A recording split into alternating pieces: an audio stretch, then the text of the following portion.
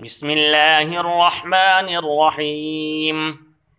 إذا زلزلت الأرض زلزالها وأخرجت الأرض أثقالها وقال الإنسان ما لها يومئذ تحدث أخبارها بأن ربك أوحى لها يومئذ يصدر الناس أشتاتا ليروا أعمالهم فمن يعمل مثقال ذرة خيرا يره ومن يعمل مثقال ذرة شرا يره.